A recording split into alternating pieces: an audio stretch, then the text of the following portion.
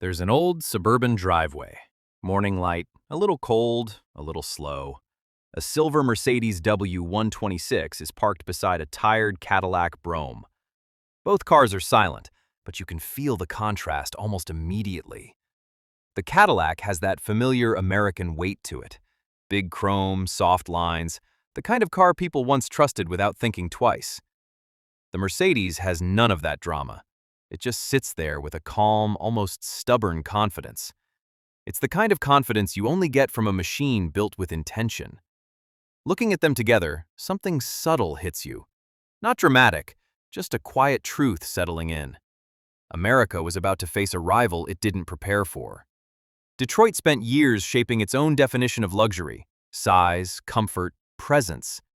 But the S-Class didn't show up to challenge that definition. It showed up to replace it.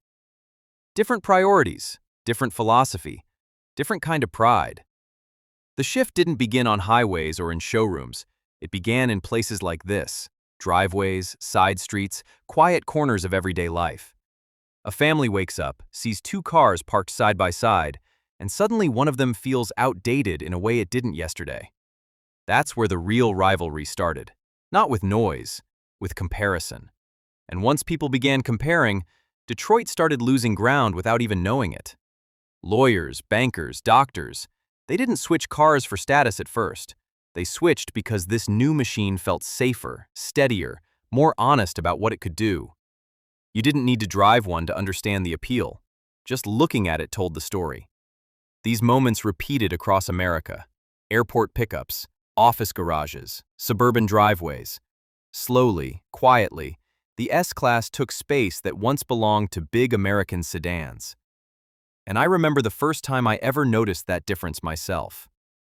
There was a W126 parked under my neighbor's carport. It wasn't doing anything, just sitting there. But something about it felt solid. The shape, the weight of the doors, the way it held the ground under it. I didn't know anything about engineering at that age, but I could feel the difference instantly. It stuck with me longer than I expected. Let me get back to what we were talking about. Because that simple moment, two cars, one driveway, is exactly where this rivalry truly begins. Before that quiet driveway moment ever happened, America had its own definition of luxury locked in. Detroit wasn't just building cars, it was building identity. Through the 1950s and 60s, a big American sedan was a statement. It meant comfort. It meant pride. It meant you'd made it.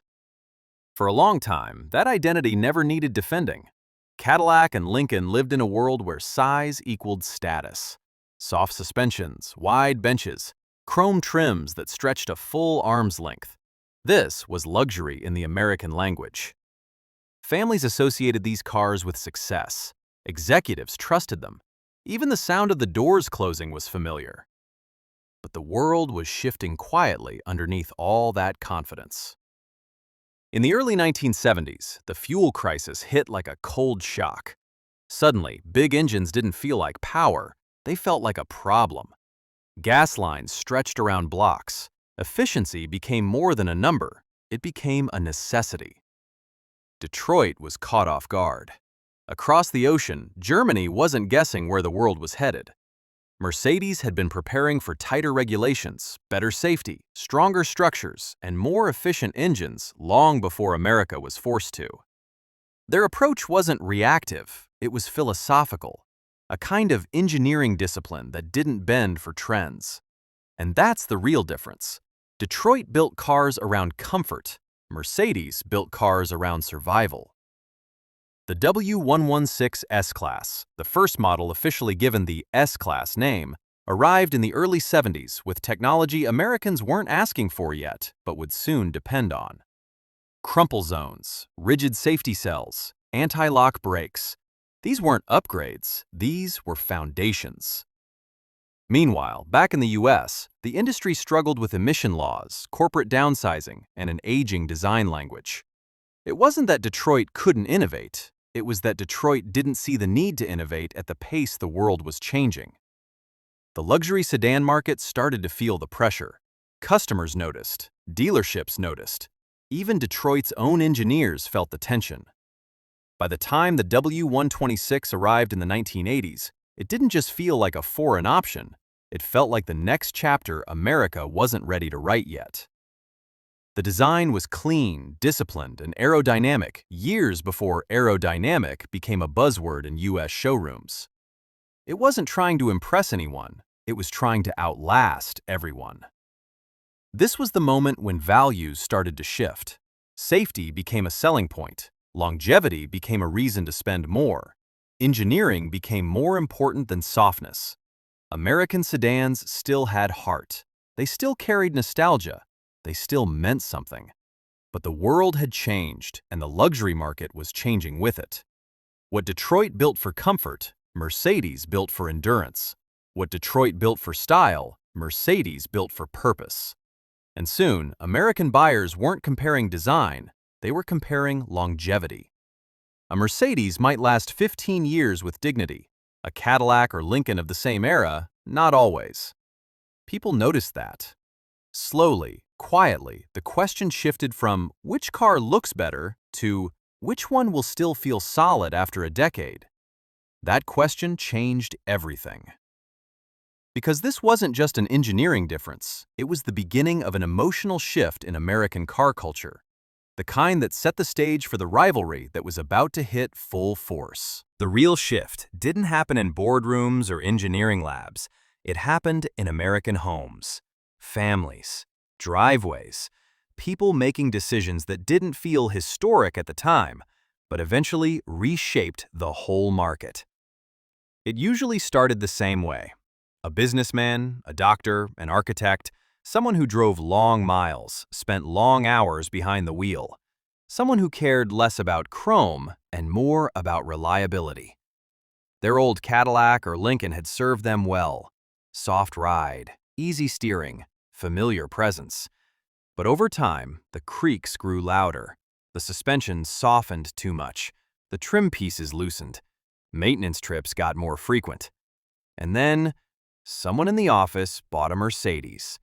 And suddenly, every comparison became obvious. People talked about it in simple, human ways. It feels solid. The doors close with a thump. It's safe. It doesn't rattle. It still feels new after 5 years. These weren't engineering terms, they were emotions. You'd see a coworker pull into the parking lot in a W126, and the car didn't scream status, it whispered stability. The kind of stability people wanted in their own lives, especially in a decade when the economy felt uncertain and industries were shifting. That whisper was powerful. One of the most common stories was this.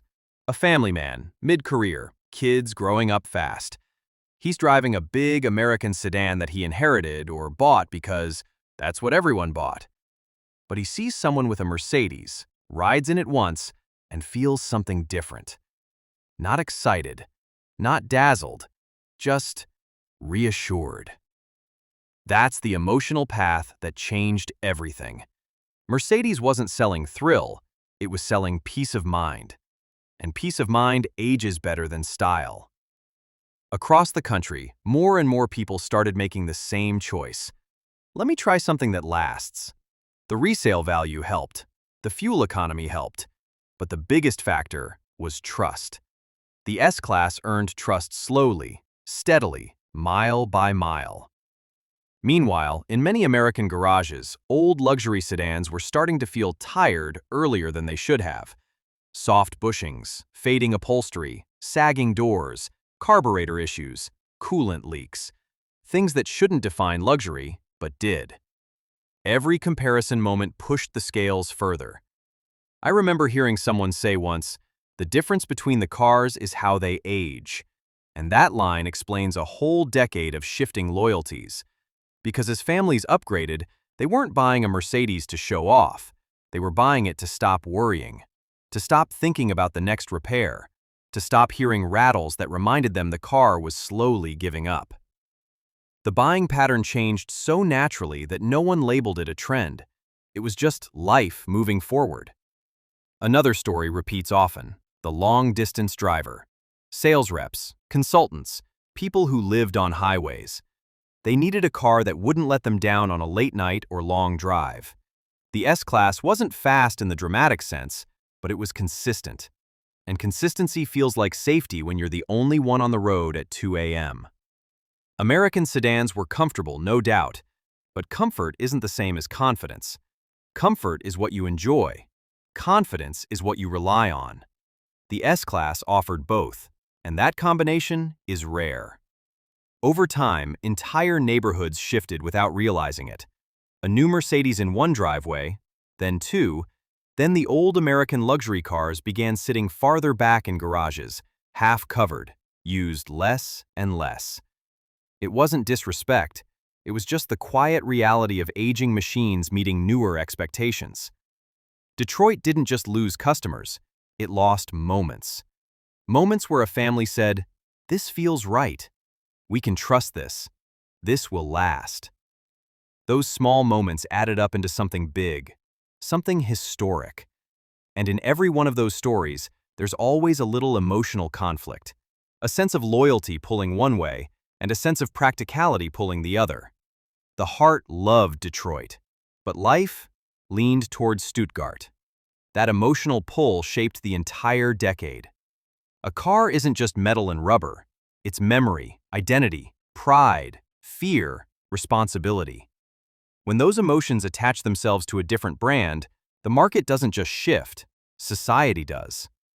By the late 80s, the S-Class wasn't an outsider anymore. It was the car Americans trusted when life got serious, when kids needed safety, when work demanded reliability, when a family needed something that wouldn't fall apart before its time. That's how the rivalry moved from the factory to the front yard, from engineering to emotion, from numbers to trust. Let me pull us back to the point we left off.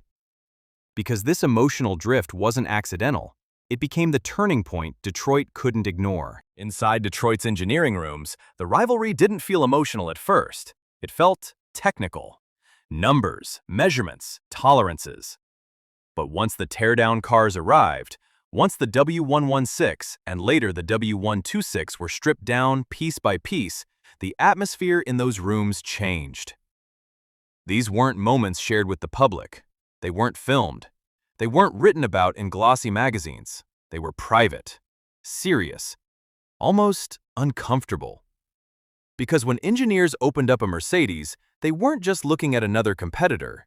They were looking at a different mindset entirely. One Detroit engineer later admitted in an interview that the first time he saw the structure of a W116, he felt a mix of admiration and frustration. Admiration for the work, frustration for the gap. Mercedes had reinforcements where Detroit had air. Weld quality that looked almost hand-finished. Suspension designs that weren't built for softness, they were built for control. Bolts, brackets, bushings, everything measured tighter, aligned cleaner, built with quieter confidence. It wasn't magic, it was discipline. Detroit's system was built around mass production efficiency. Mercedes' system was built around engineering purity. Two entirely different worlds pretending they were competing on the same field. The turning point wasn't a single moment. It was a series of small, uncomfortable discoveries. A test driver noticing how stable the S-Class feels at 90 miles per hour compared to domestic sedans struggling at 70. A safety engineer realizing the German crumple zones absorbed impact differently. A quality inspector seeing how Mercedes metal resisted corrosion longer. A mechanic noticing that the S-Class felt engineered inward, not designed outward. These realizations weren't brutal, but they were undeniable. One engineer described it perfectly. It's like we were building furniture, and they were building machines. When the teardown reports were compiled, the numbers were sobering. Longevity estimates, material grades, component life cycles, noise and vibration data. Everything leaned the same direction. It wasn't just that Mercedes was ahead. It was that Mercedes was ahead in every category that would matter for the next decade. Fuel economy, longevity, safety, aerodynamics, structural rigidity, manufacturing precision. Detroit had built its luxury cars on heritage and comfort. Mercedes had built theirs on logic and longevity. That difference was now staring everyone in the face. In internal meetings, executives asked the same questions over and over. How long has this gap been here? How do we catch up? Why didn't we prepare for this? But catching up with something built from philosophy, not trend, is the hardest kind of chase. Detroit started pushing urgently. Cadillac experimented. Lincoln tried to modernize. Stylists worked on sharper lines. Engineers were told to prioritize innovations they weren't structurally ready for. But innovation isn't something you speed run. Mercedes' advantage was built over decades of stubborn engineering culture. Detroit's catch-up attempt was built over a few board meetings. The pressure grew heavier each year. Dealerships felt it first.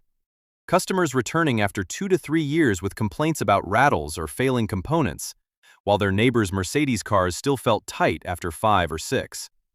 A luxury car shouldn't feel old before its time, but some did. And people talk. Talk spreads faster than advertising. Meanwhile, Mercedes buyers were experiencing something Detroit simply wasn't offering: confidence over time. The kind that feels personal, the kind that becomes loyalty. Detroit engineers tried. They really did. They were talented, smart, hard-working, but they were held back by old habits, corporate expectations, and production limitations that weren't designed for fine-margin engineering.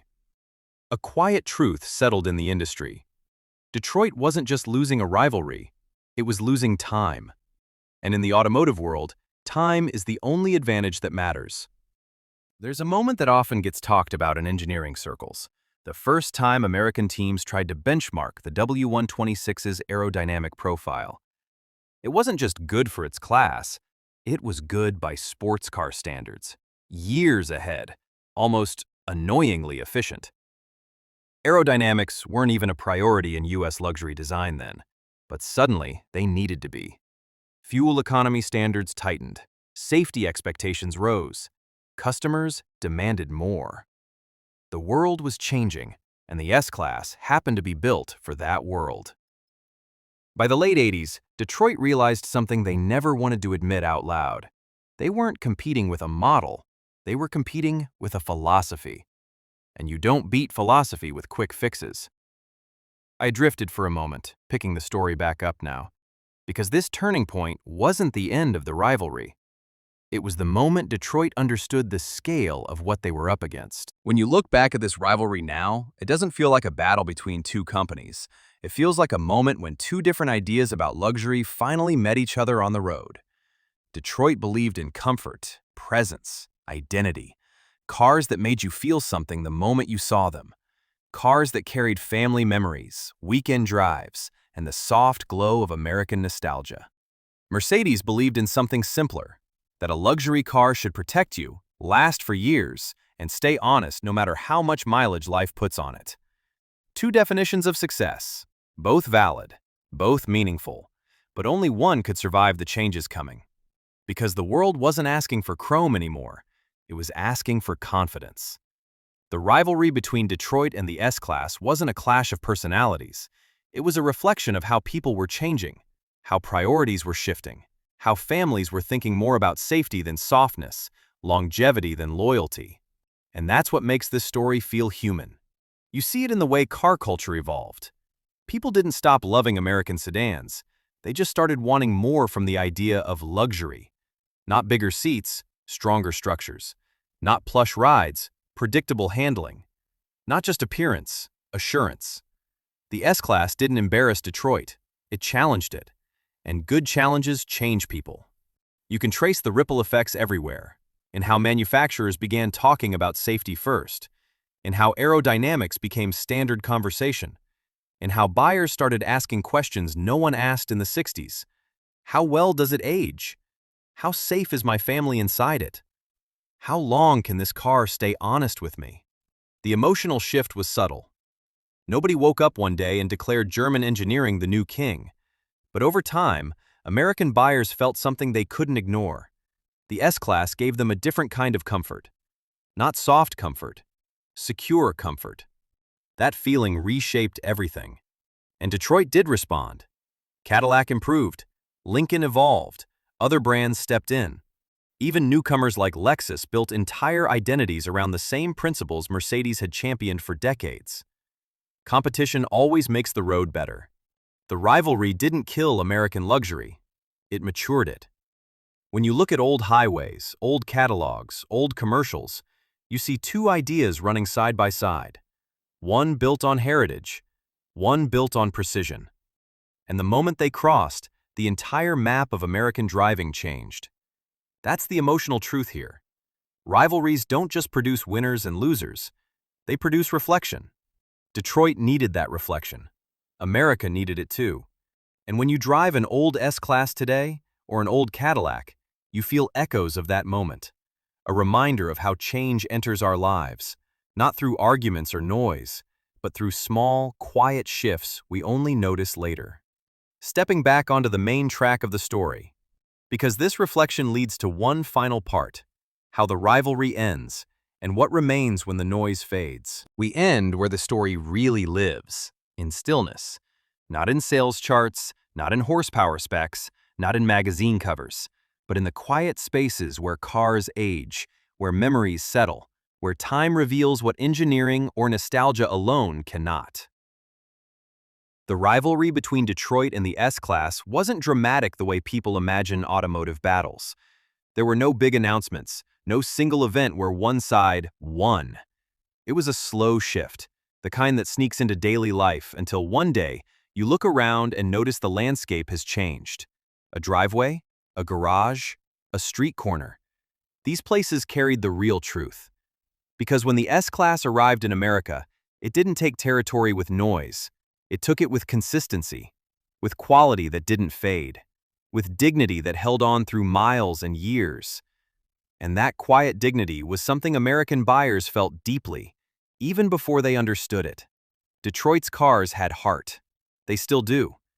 They carried families across states, hauled memories in their trunks, showed up in graduations, weddings, long road trips, Sunday mornings. They were more than machines. They were members of households. But love alone couldn't compete with longevity. The S-Class brought a kind of trust that American luxury hadn't needed to prove before. Trust in the way the car held the road. Trust in the way the structure protected your family. Trust in the way the machine stayed honest, year after year. And trust is the most powerful form of luxury. Look at old photos from the 80s or 90s, family gatherings, busy offices, suburban evenings. You'll see this quiet shift everywhere. A W126 parked behind a picket fence, a Cadillac sitting proudly outside a ranch-style home. Two eras living side by side, one rising gently as the other held on with pride. It wasn't victory and defeat. It was transition. Detroit didn't disappear. It adapted. It learned. It evolved. And the proof is on the road today, in how modern American sedans carry stronger structures, smarter engineering, cleaner lines, lessons learned from a rivalry that never needed to be loud to be meaningful. This is what good competition does. It makes everyone better. By the time the 1990s rolled in, the S-Class wasn't a foreign rival anymore. It was part of the American landscape, part of the identity of people who wanted reliability over reputation. It became the car chosen by those who valued quiet excellence more than big statements. Detroit saw it and responded. But the world had already changed, and maybe that's the real heart of this story, that luxury isn't defined by geography. It's defined by what people need at a particular moment in time. In the 60s, America needed comfort. In the 70s, it needed familiarity. In the 80s, it needed trust. Mercedes understood that sooner, but Detroit understood something else, that the story wasn't over. Rivalries don't end, they evolve. They stretch across generations, across designs, across people. And every car that comes after carries a small echo of the ones that shaped it. That's why this rivalry still feels alive when you look at these cars today. A well-kept W126 still holds the road with quiet pride. A preserved Cadillac Brougham still carries nostalgia like a warm memory. Both matter. Both deserve their place. And on a quiet street now, decades after that first driveway moment, you can still see the ghosts of those old comparisons. The American idea of luxury on one side, the German idea on the other, both waiting to show what time has done to each of them. Time decided the rivalry. Not noise, not design, not marketing. Time. And time is honest. So the story doesn't end with a winner. It ends with understanding that the best cars don't just reflect how they're built, they reflect how we change. All right, coming back to where the story actually was. And where the story was is right here, in the quiet truth that shaped one of the most meaningful rivalries in automotive history.